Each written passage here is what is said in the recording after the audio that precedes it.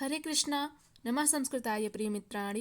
कैसे हैं आप सभी? आशा करती हूँ एकदम स्वस्थ होंगे। आज हम लोग श्रीमद् भगवद गीता के षष्ठम अध्याय के 45, 46 और 47 नंबर के श्लोकों का अध्ययन करेंगे और आज हमारा षष्ठम अध्याय समाप्त भी हो जाएगा। तो चलिए प्रारंभ करते हैं। सबसे पहले पिछले पाठ का हम लोग रिवीजन कर लेते हैं। तो 44 नंबर के श्लोक में हमने पढ़ा था कि भगवान श्री कृष्ण अर्जुन से कहते हैं कि जो योगी जन होते हैं, जिनका मन योग की साधना में लगा हुआ रहने पर भी इन सांसारिक विषयों में आसक्त हो जाता है और जिसके कारण उनका मन विचलित हो जाता है, तो उसके बाद वे किस गति को प्राप्त होते हैं?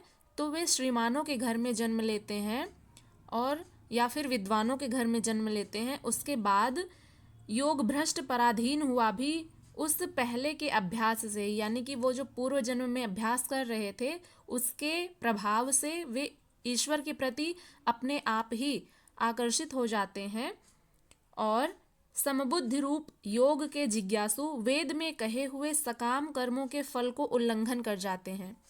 यहाँ तक हमने पढ़ लिया था। अब आज का जो श्लोक है उसका वाचन कर लेते हैं। 45 नंबर का श्लोक है गीता के 6ठे अध्याय का। उसका वाचन करते हैं, फिर इसके शब्दार्थ को देखेंगे, फिर इसकी व्याख्या। तो चलिए प्रारंभ करते हैं।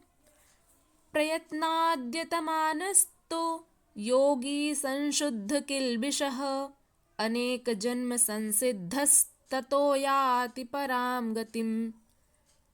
अर्थात प्रयत्नात् यतमानः तु, इसका जब संधि विच्छेद करेंगे तो इस प्रकार से बनेगा। प्रयत्नात् अर्थात प्रयत्न पूर्वक, यतमानः यानी अभ्यास करने वाला, तू माने परंतु, योगी माने उस योगी की ही बात हो रही है जो योग साधना में लगे रहते हैं। वह योगी संशुद्ध किल्बिषः, यानी किल्बिष का अर्थ होता है पाप, तो संशुद्ध यानी कि पूरी तरह से शुद्ध हो गया है, यानी संपूर्ण पापों से रहित। अनेक जन्म संसिद्धः ततो याति पराम गतिम। अनेक जन्म संसिद्धः का अर्थ होगा अनेक जन्मों के बाद सिद्धि को प्राप्त करके, ततो माने फिर, याति माने प्राप्त हो जाता है, पराम गतिम यानी परम गति को। तो ये रहा शब्दार्थ। अब इसकी व्याख्या देखते हैं कि श्री भगवान अर्जुन से कहते हैं, परंतु प्रयत्न पूर्वक अभ्यास करने वाला योगी तो पिछले अनेक जन्मों के संस्कार बल से इसी जन्म में संसिद्धि होकर संपूर्ण पापों से रहित हो फिर तत्काल ही परम गति को प्राप्त हो जाता है। कहने का भाव यह है कि श्री भगवान अर्जुन से कहते हैं, परंतु प्रयत्न पूर्वक अभ्यास करने वाला योगी तो पिछले अनेक जन्मों के संस्कार बल से इसी जन्म में संसिद्ध होकर संपूर्ण पापों से रहित होकर फिर तत्काल ही परम गति को प्राप्त हो जाता है। अब इसको समझते हैं कि जब अर्जुन ने प्रश्न किया था कि हे केशव, वह योगी किस गति को प्राप्त होते हैं जो अपनी योग साधना में लगे हुए रहने के बाद भी उनका मन यदि किसी भोग इत्यादि विषयों में पड़ जाता है, आसक्त हो जाता है और जिसके कारण उनका मन विचलित हो जाता है, तो ऐसे में वो योगी किस गति को प्राप्त होते हैं?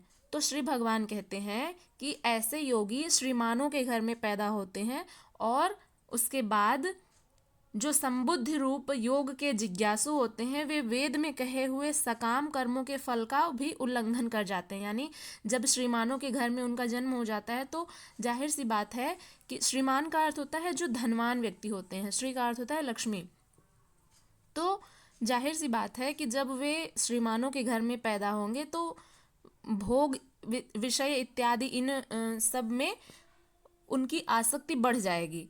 तो इस कारण से वे अपने सकाम कर्मों के फल का उल्लंघन कर जाते हैं, यानी वे सकाम कर्मों में बंध जाते हैं। फिर अब 45 नंबर के श्लोक में क्या कहते हैं, परंतु यदि वे श्रीमानों के घर में जन्म लेते हैं उसके बाद भी उनका प्रयत्न जारी रहता है ईश्वर की प्राप्ति के लिए, तो वे प्रयत्न पूर्वक अभ्यास करने वाला योगी तो पिछले अनेक जन्मों के संस्कार बल से इसी जन्म में संसिद्ध होकर संपूर्ण पापों से रहित होकर फिर तत्काल ही परम गति को प्राप्त हो जाता है। यानी जो पूर्व जन्म के संस्कार होते हैं वे तो आत्मा में ही रहते हैं। तो जब आत्मा नए शरीर में प्रवेश करती है, नया शरीर धारण करती है, तो जो पिछले उसके संस्कार रहते हैं वो नए जो शरीर है उसमें भी आ जाते हैं।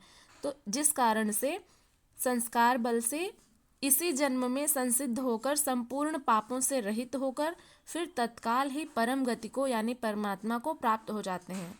तो उसके लिए प्रयत्न करना पड़ता है। तो चलिए अब अगले श्लोक की तरफ बढ़ते हैं। अगला श्लोक है हमारा 46 नंबर का। इसका वाचन करते हैं, फिर इसके शब्दार्थ को देखेंगे, उसके बाद इसकी व्याख्या। गीता के 6ठे अध्याय का 46 नंबर का श्लोक है। यह जो श्लोक है ये बहुत ही महत्वपूर्ण है। तो चलिए इसका वाचन करते हैं। तपस्विभ्योऽधिको योगी ज्ञानिभ्योऽपि मतोऽधिकः कर्मिभ्यश्चाधिको योगी तस्माद् योगी भवार्जुन। अर्थात सर्वप्रथम इसके शब्दार्थ को देखते हैं। श्री भगवान अर्जुन से कहते हैं तपस्विभ्योऽधिको योगी, तपस्वी अभी अधिको योगी, तपस्वी से भी अधिक है योगी। अधिक है का अर्थ यह हुआ कि श्रेष्ठ है, उससे अधिक बड़ा है। तपस्वी से भी अधिक श्रेष्ठ है योगी। ज्ञानिभ्योऽपि मतोऽधिकः, ज्ञानियों से भी अधिक श्रेष्ठ है वह योगी। कर्मिभ्यश्चाधिको योगी, और जो कर्मिभ्य यानी सकाम कर्म करने वालों से भी अधिक यानी श्रेष्ठ है वह योगी। तस्मात् योगी भव अर्जुन, तस्मात् माने इसलिए, योगी भव योगी बनो, अर्जुन हे अर्जुन। तो यहाँ पर श्री कृष्ण अर्जुन से कहते हैं कि हे अर्जुन इसलिए तुम भी योगी बनो। अब क्यों योगी बनो, तो इसका हम सब जब व्याख्या करेंगे तो उसमें समझेंगे। तो ये रही इस श्लोक के शब्द और अर्थ। तो चलिए अब इसकी व्याख्या देखते हैं। 46 नंबर के श्लोक की व्याख्या है तपस्विभ्योऽधिको योगी ज्ञानिभ्योऽपि मतोऽधिकः कर्मिभ्यश्चाधिको योगी तस्माद् योगी भवार्जुन। श्री कृष्ण अर्जुन से कहते हैं तस्मात् योगी भव अर्जुन, इसलिए हे अर्जुन तुम योगी बनो, तुम योगी हो। तो अब इसकी व्याख्या देखते हैं। श्री कृष्ण अर्जुन से कहते हैं कि योगी जो है वह तपस्वियों से श्रेष्ठ है, शास्त्र ज्ञानियों से भी श्रेष्ठ है, और सकाम कर्म करने वालों से भी योगी श्रेष्ठ है। तो अब जो योगी जन होते हैं वे किन से श्रेष्ठ हैं? तपस्वी जो तपस्या करते हैं उनसे भी श्रेष्ठ हैं, जो शास्त्र ज्ञानी हैं, संपूर्ण शास्त्रों का ज्ञान रखने वाले हैं, उनसे भी श्रेष्ठ है वह योगी, और सकाम कर्म करने वालों से भी योगी श्रेष्ठ है। सकाम कर्म करने वाले कौन है? हमारे जैसे हम सब हैं ना मानव, तो मनुष्यों से भी श्रेष्ठ है वह योगी। सकाम कर्म कौन लोग करते हैं? जो अपनी कामनाओं के प्रति यानी अपने कर्म के प्रति अपनी इच्छा रखते हैं, तो वो हो जाता है सकाम कर्म। और निष्काम कर्म क्या होता है? तो अपने कर्म के प्रति उसका जो फल है उसमें आसक्ति ना होना, तो वो होता है निष्काम कर्म। तो इन सब से श्रेष्ठ है वह योगी, इसलिए तस्मात् योगी भव अर्जुन, इसलिए हे अर्जुन तुम योगी बनो। तो यहाँ पर श्री भगवान अर्जुन से कहते हैं कि योगी बनो। अब अगले श्लोक की तरफ बढ़ते हैं। अगला और हमारा आखिरी श्लोक है गीता के 6ठे अध्याय का आखिरी श्लोक 47 नंबर का। इसका वाचन करते हैं, फिर इसके शब्दार्थ को देख लेंगे, उसके बाद इसकी व्याख्या, उसके बाद हमारा जो है 6ठम अध्याय समाप्त। योगिनामपि सर्वेषां मद्गतेनान्तरात्मना श्रद्धावान् भजते यो मां स मे युक्ततमो मतः। अर्थात योगिनाम अपि योगियों से भी, सर्वेषाम यानी संपूर्ण, मद्गतेन अंतरात्मना मद्गतेन यानी मुझसे होकर जाता है, अंतरात्मना यानी अंतरात्मा में, श्रद्धावान भजते यो माम, माम माने मुझे यानी श्री कृष्ण को, यो माने जो पुरुष, श्रद्धावान यानी श्रद्धा पूर्वक, भजते यानी मुझे भजते हैं, मेरा ध्यान करते हैं, जो पुरुष, यो माम भजति श्रद्धावान यानी जो पुरुष श्रद्धा पूर्वक मेरा स्मरण करते हैं, मुझे भजते हैं, स में युक्त तमो मतः, स माने वह, में माने मुझे, युक्त तमो मतः परम श्रेष्ठ, मतः माने मान्य है, वह मेरे लिए परम श्रेष्ठ मान्य है, यानी मैं उसे परम श्रेष्ठ मानता हूँ, ऐसा श्री कृष्ण कह रहे हैं। तो श्री भगवान किसको श्रेष्ठ मानते हैं, ये भी श्लोक बहुत इम्पॉर्टेंट है। तो चलिए इसकी व्याख्या देखते हैं। ये रहा शब्दार्थ, अब इसकी व्याख्या देख लेते हैं। तो श्री कृष्ण अर्जुन से कहते हैं कि संपूर्ण योगियों में भी जो श्रद्धावान योगी मुझ में लगे हुए अंतरात्मा से मुझको निरंतर भजता है, वह योगी मुझे परम श्रेष्ठ मान्य है। अब देखिए 46 नंबर के श्लोक में श्री भगवान ने कहा था कि तपस्वियों से भी श्रेष्ठ है योगी, शास्त्र ज्ञानियों से भी श्रेष्ठ है वह योगी, और सकाम कर्म करने वालों से भी श्रेष्ठ है वह योगी। अब योगी जो है वो इन सब से श्रेष्ठ है।